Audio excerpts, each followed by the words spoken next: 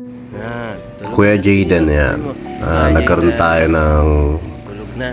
konting alarming sa karamdaman ni Ngayon, tara. alarming na karamdaman ni Jaden kasi medyo pag nananaginip siya para naninigas siya at saka tumitirik yung mata. Sabi mo, At ayan, dinala siya sa karpa para i-consult at ang nangyari nga may mga sinabi yung Tulog ka na. pinagtanungan doon na ganito ang gawin. Pero ayun nga, mga ilang araw ulit kumbaga sumunod na araw yun yung nangyayari sa kanya. At medyo talagang alarming na at ngayon lang kasi namin na kita kay Jaden yan. Magti 3 years old na siya. Nagulat kami. Siyempre maraming spekulasyon na parang nabalis, na nausog. O marami rin nagsasabi sa sobrang pagse-cellphone o lagnat sa loob. Ngayon, parang gano'n ang at saka niya, ayan yung nangyayari sa kanya pag nagigising siya, natutulog siya patas magigising siya, bigla siyang maninigas. Yan, bigla yan yung makikita niyo yung bigla siyang didilat na ganyan patas maninigas na siya na ganyan, no? Yung unat niya na yung mga ano niya patas magiging ganun na itsura niya, makikita niyo. At na-alarm na nga yan, dinala muna yan sa sa Marcelo. At ang inaano kagad para kailangan agad mag-down ng 50,000 medyo talagang malaki at hindi pa rin naman hindi kakayanin. Sabi ko parang kailangan ko ako magpeta ng mga ganitong gamit yan. Buti na lang talaga gumawa ng willing si Lord at diyan kami napunta sa Malolos Provincial at yun nga, na-dextrosa na siya dahil kailangan siya i-confine. Talaga kasi hindi siya masyadong kumakain at hindi rin siya masyadong dumedede, konting tubig lang. At nung unang gabi dinala namin siya dyan, isang beses lang siya ulit nag-seizure, pero naging naman sa kanya, ayun nga, kailangan siya i-confine para sa more examination. Pero buti na nga lang, ayan, nagpakita ng sintomas na okay na siya ng mga first day namin, second night na nandoon. Talagang attentive na siya, na hindi na siya masyadong balisa at nakikipaglaro na siya at kumakain na siya. Kaya kahit pa paano malaking bagay, malaking sign yon na magiging okay na siya. At ayun nga, nadala na namin siya sa third floor at nandiyan lang din ako lagi sa labas. At nung mga unang araw nandiyan lang ako maganda yung pwesto ko dyan sa may harap ng emergency. Nasa gilid lang ako dyan at buti na lang ito, kulob nga tayo at naglagay ako ng duyan para dyan ako matutulog. Dala na rin ako nalang gamit dahil ayoko na nga magpabalik-balik dahil yung traffic dyan sa Malolos hindi ko kakayanin. Baka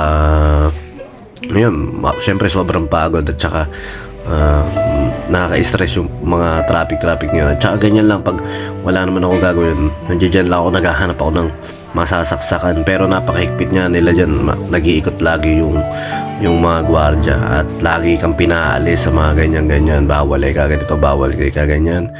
Pero syempre ginagawa lang nila yung trabaho nila. Pero minsan nga yung approach tayo, lalo na yung hindi maganda yung approach, kaya nagkakaroon ng conflict, kaya hindi nagkakaroon ng pagkakaintindihan yung kasama ng pasyente at saka yung mga ganun niyang gwardya. Pero syempre power trip nila yun kumbaga doon sila masaya. At saka yan nga, si Jaden medyo kumakain na siya, okay na. Tayo nandiyan lang din, kahit katanghalian dapat nandiyan lang tayo sa may truck natin dahil nga naghihintay lang naman tayo na kung ano balita at kung ano yung dapat nating gawin, kung ano yung dapat lakarin, kung ano yung mga dapat bilhin. At saka napaka mahal na mga foods dyan. Medyo talagang kaso ganun talaga na take advantage syempre ng mga tindera dyan sa labas yan. At saka yan, ganyan lang tayo. Talagang lagi akong puyat dyan dahil hindi ka makakatulog dahil napakalamok dyan sa nagkakatulog ako gabi-gabi dyan. Pero sobra pa rin. Kalaban mo malamok, tapos pag madaling araw ang Ginoo naman. Kaya hindi ka rin makakatulog. Kaya pag tuwing umaga talagang parang lutang na lutang din ako. Ganyan na yung tsura natin dyan. At yan yung CR dyan sa dulo dyan. Tambay din tayo lagi ng CR dahil dyan tayo nakikiligo. At dyan tayo nakikitambay nga. At saka pag ayun nga, tambay din ako lagi dyan sa laboratory dahil may nilalakad ako dyan na kailangan yung result. At saka ito syempre si Jaden, pinalikan natin siya sa taas dahil nga may ilabo tayo. Inilabas din sa atin si Jaden para makamusta natin. At saka ito na siya, nagiging okay na siya dyan. Talagang totally okay na siya dyan dahil nakikipaglaro na siya, ganado na siya, at saka nakakatulog na siya. Tsaka ayun nga, laging may dugo yung swero niya na yun kasi ang likot eh. Lagi siyang nagaganyan. Medyo talagang sa pagkain maselan. Kaya sana pag edad-edad eh matuto ng sumunod.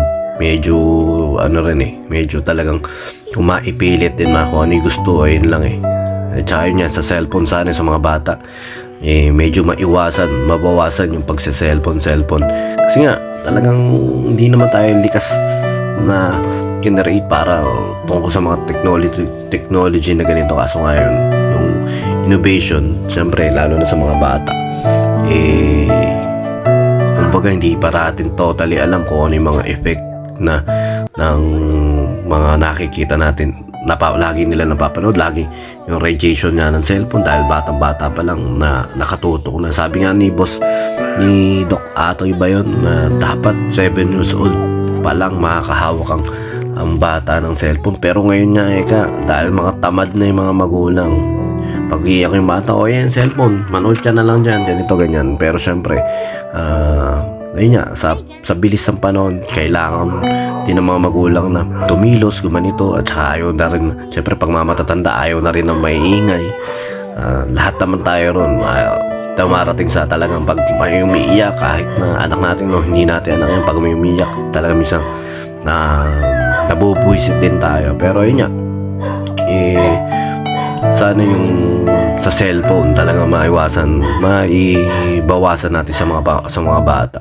Tsaka yan, Jaden Sir, nawa huwag na kayo magkasakit ng ganyan. Talagang nakakatakot at saka nakakapanghina emotionally.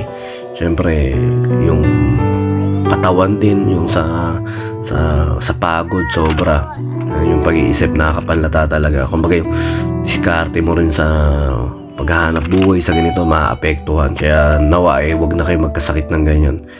At yun, syempre napaka-thankful natin kay Lord dahil binigay sa atin yung prayer natin na gumaling ka na talagang answer prayer yon. Dahil hindi ko nga alam kung ano yung sakit mo, kung hanggang kailan yan, kung magkakasunod-sunod. Talaga pinanghihinaan na rin kami ng loob. Pero thankful talaga kay Lord dahil nga ayun, isang bagay na dumating ako sa point na sabi ko, Lord, siya na bahala kay Jaden kung ano man yung kalooban nyo, kung ano man yung magagawa nyo. At alam ko naman kayang-kaya yung paggalingin yan.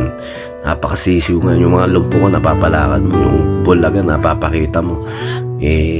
Ang hinihingi na lang sa atin ni Lord talaga yung faith natin. Tayo mismo, si Lord kaya yun yung tayo mismo na tao, kaya ba natin paniwalaan na kaya niyang gawin yun? Minsan tinetest tayo sa mga ganung bagay. Yun, basta ako Lord, kung ano mangyari, basta kung ano yung kayang-kaya niya yan, kayang-kaya niya yung karamdaman na yun. Pray lang din ako. Tsaka yun nga, may blessing din na biglaang event. Nagkaroon ako ng biglaang event bago umalis kahit pa paano ka-budget tayo bago ma-discharge si Jaden. At saka yun, syempre thankful din kami na sakop ng PhilHealth yung kanyang bills, at pati yata na hindi na kinailangan lumapit sa kaagapay basta nasakop sa PhilHealth. Kasi nga ayun lang naman. At saka yun, pagkatapos ng event natin, pumunta ulit ako dyan dahil nga kailangan 8 AM daw, kailangan maayos na yung papers para ma-discharge na mas maga. Pero hindi rin ganun ang nangyari. 12 na rin na ibigay sa amin yung papers para maayos. At ayun nga, ayaw na rin akong paparkingin dun sa sa tapat ng emergency. At pinagbawalan na raw. Kaya nagharap ako dyan, napakalayo. Nandun ako napunta sa Kapitolyo. At ayan na, binigay sa ng pinayos sa akin yung pag-discharge paper. At eto, nasa labas na kami ni Jayden at okay na siya. At medyo nagre-request pa nga ng Jollibee, kaya binili natin siya ng Jollibee at saka konti pinaglaro-laro natin siya. At okay na siya dyan. Siyempre, ito nga, buti hindi niya hinihinta itong masak yung sa dextrose sa kanya eh. Basta nakaganyan lang siya pero hindi niya nasabi masakit. Pero hindi niya masyadong ginagalaw. Pero hindi niya sinasabing masakit o may naapekto. Basta okay na to siya. Okay. Tsaka yung attentive na siya na sumasagot na siya sa mga tanong-tanong natin. Ganyan. Nung mga nakaraan kasi malata talaga siya. Tsaka yan, gusto niya raw sa duyan. Kaya doon sila napunta sa likod. At tsaka yan, nasa ano na kami. Nasa Pulila na kami dahil dyan namin pinakain sa may Mang Inasal. Pero binili mo na natin na konting jabi para kahit papano. Hindi, pero yun din. Talagang bawal din dapat. Kaso nga lang. Yun lang yung request niya na gusto nyo kainin sa pagkakataon na yan. Kaya tos yung may ice cream ba? Ayan sa nasabi niya sa akin yun. Maliit lang kasi yung binibigay ko sa kanya. Gusto niya pala malaki raw. Kala ko malaki, hindi niya susubuin. Ayun pala, gusto niya mas malaki pa. Para mas malaki. Tsaka pinaglalaro ko nga siya. Ang ginaganyan ko siya. Tatawa kasi ako sa itsura niya. Tsaka yun, food trip lang. At tsaka nawa talaga, prayer ko na kay Lord na talagang hindi na maulit yun. At tuloy yung gumaling na siya. Basta yung prayer ko para sa mga bata nawa yung magandang kalusugan talaga. Kasi once na walang magandang kalusugan ng bata, simot ka lahat. Simot ka emotional, simot ka sa lakas, simot ka sa financial. Kaya yun din, sa mga malaking tulong ang PhilHealth, malaking tulong yung alam mo kung saan nakalalapit na pwede yun. Pero bukod doon, kailangan talaga ipon. Bukod sa ipon, trabaho o negosyo na pwede mo mapansustain sa mga pangangailangan ganyan. At yung thinking natin na pag nag-iipon ka, may pinaglalaanan kang gastos o trahedya, mali yun. Baguhin na natin yun. Nag-iipon tayo, may pinag-iipunan tayo dahil pag dumating yung mga ganyang bagay, hindi tayo masyadong maapektuhan. Kaya natin na maging confidence o kaya natin na ano yung sa sarili natin yung ano mo ba, hindi ka masyadong stress pag dumating yung pagkakataon na hindi yung iisipin mo kung ano yung mga bebenta mo. Hindi kailangan talaga kahit paano may ipon ng tao. Kayod ng kayod. At saka yun, prayer kay Lord talaga. Dahil sa Lord wala kang pwedeng kapitan o lapitan sa mga pagkakataon na talagang emotionally down ka pag nakikita mo ganun yung sakit. Kakaiba kasi para sa akin, lagnat, madali na kahit pa paano, sipon, ganito. Pero yung makikita mo yung anak mo na may nanginginig, naninigas, papasok siyempre sa utak mo. O, di ba? Minsan, siyempre, long term na bang gamutan to, paano, pero buti na lang, ayun, hindi na nagtuloy-tuloy. Talagang prayer natin kay Lord, nawa talagang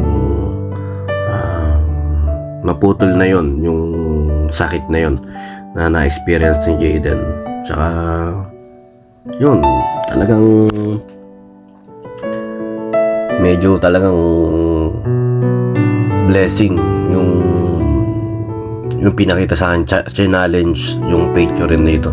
Sabi ko nga, kaya pala ako mga nakakaran na nanonood ako tungkol sa ganito, tungkol sa parang sa religious kay Jesus Christ, sa mga pinagagaling niya sa ganyan. Pero challenge din niya pala ako sa pagkakataon na yun para may tuturo rin sa akin.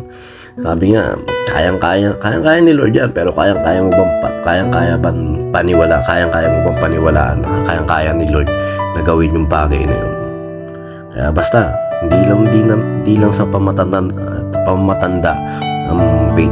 Kahit bata ka, importante na kinikilala mo o may kinikilala ka na talagang pwede mong kapitan sa mga pagkakataon na ganyan. Hindi lang sa kalungkutan, kundi sa lahat ng bagay.